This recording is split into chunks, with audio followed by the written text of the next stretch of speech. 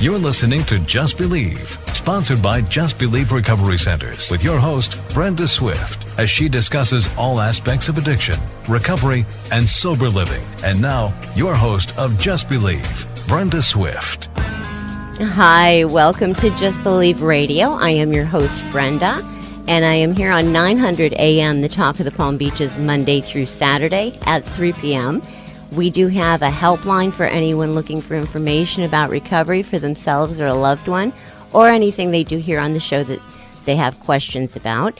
And that number is 877-309-3635. That's 877-309-3635. And I am quite honored today to have a special guest on the show that's involved with SAMHSA, which is the Substance Abuse and Mental Health Services Administration, that is starting a campaign for underage drinking. I'd like to welcome to the show Jorielle-Brown. Thank you so much for having me, Brenda. I'm delighted to be here. Oh, thank you so much for taking your time out and carrying this message. This is such an important one. We had gotten some information from the website and all of the wonderful things. This campaign is just starting, is that correct? Well, Talk They Hear You, the larger campaign and work that SAMHSA has had going on around underage drinking has been going on for quite a number of years. This specific campaign, which we do call the Talk They Hear You campaign, has been going on for about 3 years, but we're launching a specific new product right now, which is a mobile app, and I'm sure we'll get to talking about that at some point. But SAMHSA has definitely been committed to underage drinking prevention for a number of years as a prevention priority for SAMHSA. Oh, wonderful. And so basically, at what age do children need to start learning about the dangers of underage drinking? Well, I think we can all recall back to the days when we were kids. Hopefully, for some of us, it was a while ago, and others of us, it was just a short time. Right. We know that youth start being impacted, particularly by peer groups, at certain ages, typically in the late childhood, early adolescence years, and we know that there's the curiosity factor. So with those things in mind, really around the ages of 9 to 13, children start to think differently about alcohol. There starts to be a curiosity there. They want to understand more about what it is and what's the mystery behind it, especially when it's something that you're told you're not supposed to engage in. We know that about 10% of 9 to 10-year-olds have already started drinking. So if that's the case, and we want to make sure that we are having these conversations early to have the candid conversation with kids, to help them understand why they should not engage in underage drinking. What are the dangers of underage drinking? We also know that 20% of underage drinking begins before the age of 13. So knowing that drinking can start as early as 9 and that underage drinking becomes more prevalent before the age of 13, we say that talking with the kids around the age of 9 is when we want to start having the conversation. Oh, absolutely. That number shocked me when I first read it. The 10% of the 9-year-olds are actually drinking. I used to work in an adolescent facility and did assessments with the adolescents 13 to 17 coming in for treatment, and 90% of them, everything started in the 12 to 13 age range for them, and even into the pharmaceutical aspect with more dangerous drugs, of course, on top of the alcohol. But that was the key age for all of them every single time. That is true. It's an impressionable age. It's an age where, if you just look at basic child development, where autonomy is becoming more prevalent, where gender identification is becoming more prevalent, and if we are going to recognize what's happening in our society and the amount of information that is coming toward our kids, towards our youth, that they are exposed to on a daily basis, it's multiplicative from what we were exposed to, decade, 2 decades, 3 decades ago. So we have to be aware of that and be proactive and not reactive and wait till they come to us, if they even do that. And you're right. And now we have the additional danger of prescription drug abuse and over-the-counter substances that are mixed with alcohol. Again, things that are easily accessible, often in our homes, and in the homes of the friends of our children. Oh, absolutely. And I think one of the things that as parents we don't think about when they're 8, 9, 10 years old is even though it's around all the time, it doesn't really dawn on us that they would be interested in it. And that curiosity that you're talking about, especially at an age as young as 9, to start talking to them, gives them, that's still an age where they trust parents, and they're not at the stage of like the 13-year-olds are starting to have some different ideas about whether mom and dad know what they're talking about. And correct. So start young. Yes, it's really great. Especially, yes, I'm sorry. Definitely those younger age children, 6, 7, 8, 9, 10. The studies definitely show that parents still have a significant influence on young people's decision about drinking or not drinking. And so having the conversation, and I want to make sure I'm using the plural, having the conversations early. Many of us, even when we might have had these conversations with our teenagers, with our young folks, might have done it one time, and it was always the talk. When are you going to have the talk? As if it was a one-time conversation, a one-time dialogue that was to take place. And what we are learning, what makes a difference, is early and often, and not single point, oh, good, I can check that off the list, and now we don't have to have that conversation again. Right. They get it. My daughter had always had this actual, with the big talks like that, she would get worried and concerned and in her head so much that she wasn't able to really absorb everything that I was trying to put out on the table at the same time. So that's a wonderful idea, is to bring little bits and pieces, especially it talks about in casual conversations, and so that they're hearing it more often and it's sinking in at a deeper level than one big scary conversation where their brain freezes and they only absorb a little bit of it. Absolutely. And I think most of us, even as adults, can relate that the things that we may remember most about messages that we heard from our parents or our caregivers were the things that they said many times over and over and over again. I know for myself, I can't leave my house and go on a trip if I have dishes in the sink, only because every time we would travel when I was a young person, even an adolescent, my mom would make us wash the dishes and put them away. There couldn't even be any in the drying rack. So now, even if I want to, I can't do it, but that's because that was a repeated behavior, a repeated guidance that was given over and over again. And it's the same thing, as you said, not making it one big conversation that you try to put everything in the kitchen sink in the conversation. You want to think through, these are things you can talk about when you're picking your child up from school and you're just talking about how things went that day, or and then you say, gosh, introducing alcohol into the conversation, you think maybe that would be odd, but just even having those types of conversations where you're just bringing it up casually, and, well, how do you think if you were under the influence of alcohol you would have done on that exam? Oh, that's such a great point, too, to keep the safety zone there, that they can talk to us about drinking and that it's not a taboo subject, that's not anything that... I know with my daughter, I had a couple of incidents where she was exposed to alcohol, and because we did talk at different times, and of course she grew up in recovery, it was an easy thing for her to talk to me about because Absolutely. The conversations were constant in her life. So that's a really, really good point. So exactly what is SAMHSA's role in helping the parents to start the conversation about the underage drinking? I am so excited to share with you about SAMHSA's particular initiative that we have going on right now. It is the SAMHSA Talk They Hear You campaign, and it was specifically created so that we could address and help reduce underage drinking among youth that are aged 9 to 15.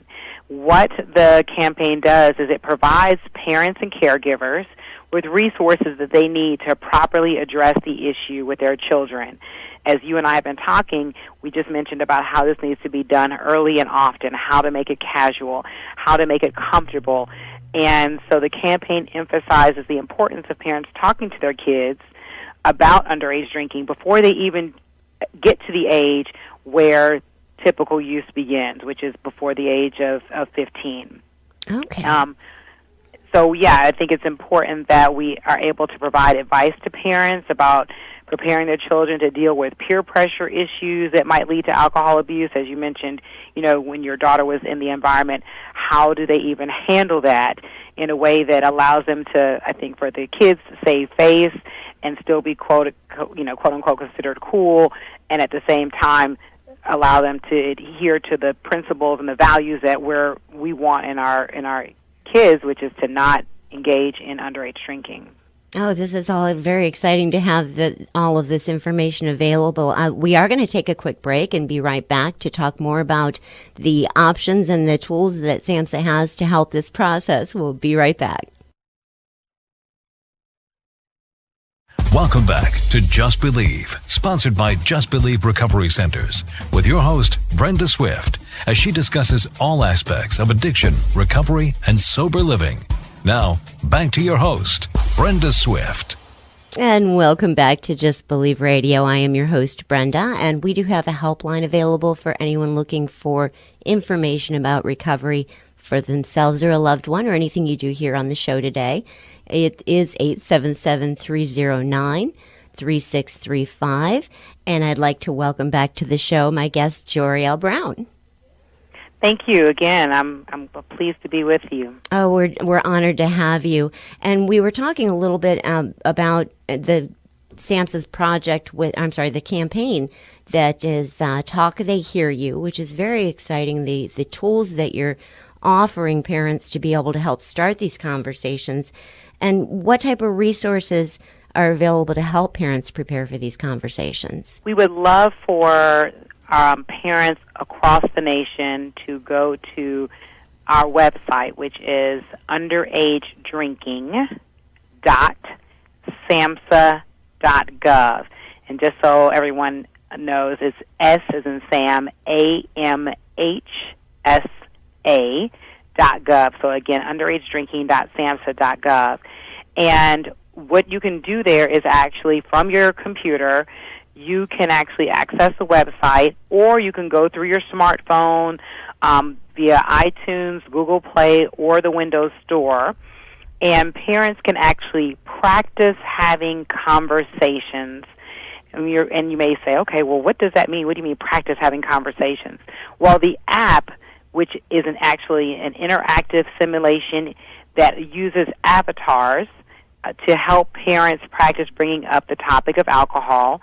They can learn the questions to ask and get ideas for keeping the conversation going. So you actually can create an avatar that looks like you and create an avatar that looks like your child, and you actually speak from your voice into your smartphone, or and you actually have sample questions or ways to bring up the topic, and the avatar has characteristics and features and responds in ways to give feedback about, okay, was that a helpful way to start the conversation? Does the youth seem to be, well, maybe not try that, try this. And so it's a very helpful, interactive simulation that helps parents get comfortable sometimes having a conversation which they may find a bit uncomfortable to even start or can even continue.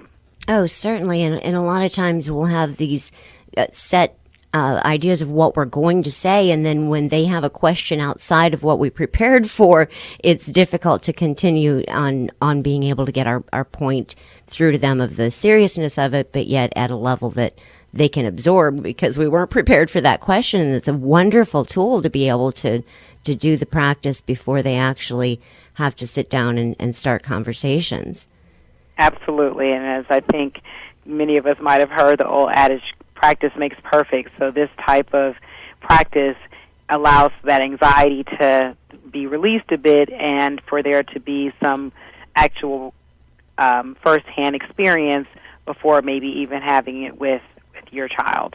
Of course. And then because this is such a difficult conversation for most parents, how should they approach their children about the topic? Well, it can be intimidating, as we mentioned. I think we want to be honest here. It can be a little awkward for both parents and teens. But what we say is that parents should try using everyday opportunities to talk. So when you and I were speaking earlier, we mentioned about if you're in the car or during dinner or while watching TV, having lots of little talks takes the pressure off trying to get all of the information out in one large discussion. And children are less likely to tune us out as parents or caregivers when we do it more frequently and just in everyday conversation. And parents can also build up confidence and practice having their conversations, as I mentioned, with the Talk They Hear You app.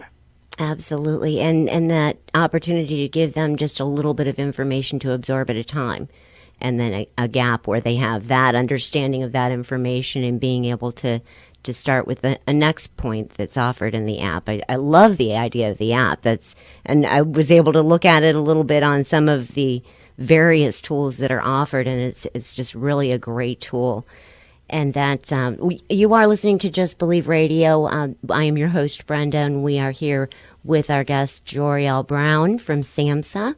And they have a campaign, Talk They Hear You, for learning to be able to talk to your kids, the 9 to 13-year-olds, about underage drinking and about the dangers of alcohol, and how to do that in a way that makes it a more organic process for the child to actually absorb and truly take in as fact, rather than, like we talked about earlier, one big conversation that they might absorb just a little bit of, and then the peers are speaking louder to them at different times.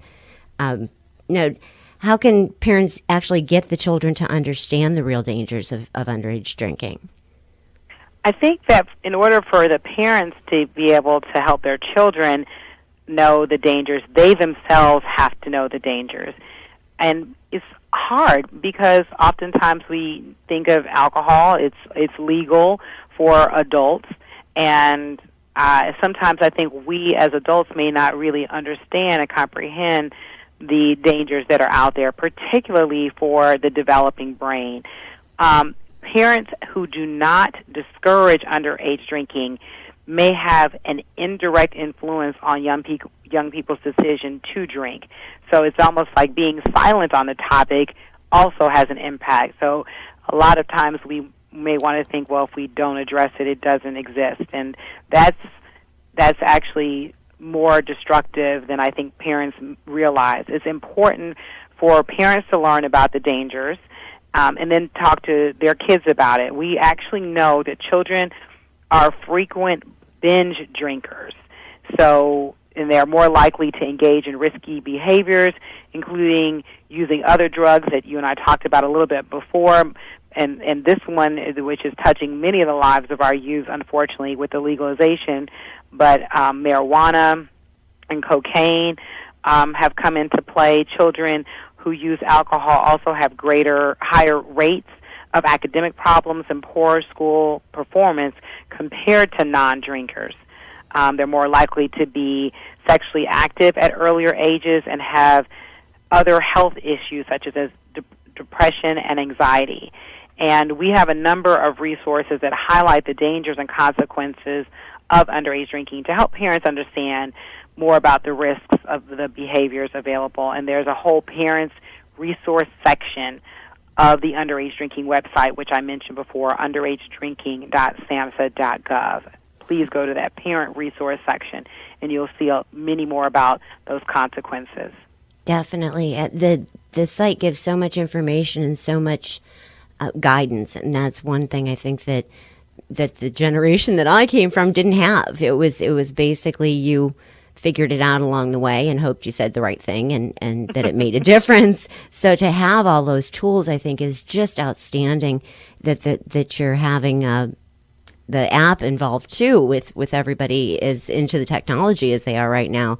That gives an opportunity to really play out that conversation and have a confidence to you when you approach your child instead of being nervous about the big talk yourself, because they absorb that too. Sure.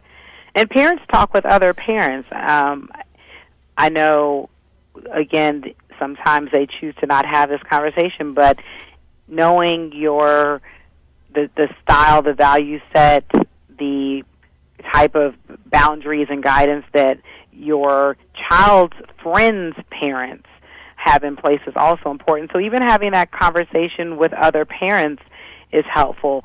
Talk about what they did and then try those techniques out on the app can also be helpful, because we don't want to necessarily use other parents as a baseline, because every parent parents differently and every child has to be parented in a particular way.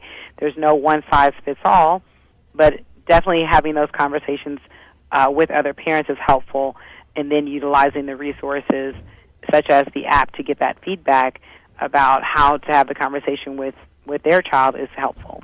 Oh, definitely. And now one of the things that we had talked about when we were preparing for this interview is the biggest thing is that if you're not talking to your kids about drinking, someone else will be. And Absolutely. This gives so many resources and so many options and a better understanding of exactly why it's so important. We are nearing the end of the show. There's such a seriousness about keeping alcohol away from the younger crowd, the 9 to 13 and the teen years, because as you mentioned, the developmental stages are so critical to not have chemicals involved, because it can truly alter them for the rest of their lives. If we can recap the listeners right now, the website information. We do have at SAMHSA, which is the Substance Abuse and Mental Health Services Administration, we have a Talk They Hear You campaign, and we are excited about this opportunity to make an impact on underage drinking in this country so that we can continue to see these rates go down on something that is definitely preventable. We have an underagedrinking.samhsa.gov website with numerous resources on Talk They Hear You. And again, Talk They Hear You is a campaign that is specifically created to reduce underage drinking among youth ages 9 to 15. And we do that by working with parents and caregivers, providing them with resources to address the issue. Any number of resources from the mobile app with avatars that simulate conversations that parents can practice having with their children, with their youth, as well as a number of other resources that talk about the dangers of alcohol and the consequences of engaging in underage drinking. And we invite everyone, any parent, caregiver, or anyone who is associated with youth ages 9 to 15, they are welcome to and encouraged to go to the website to access the resources. Oh, that is great. And thank you so much for taking your time out. I know your schedule is very busy, and this message is very important to get out to the public. We are out of time for today, and we're going to hopefully have Jorielle back on another show to give more information about this campaign that's really going to help a vast number of people. Thank you for being here today, Jorielle, and we'd like to have you back soon. I would definitely want to come back. I appreciate the efforts of Just Believe. This is a tremendous outreach opportunity radio program, and I thank you for the invitation and would be delighted to come back. Oh, we look forward to it. Thank you. And I am Brenda. I am your host on Just Believe Radio. If addiction is stealing your dreams, just believe there is another chance.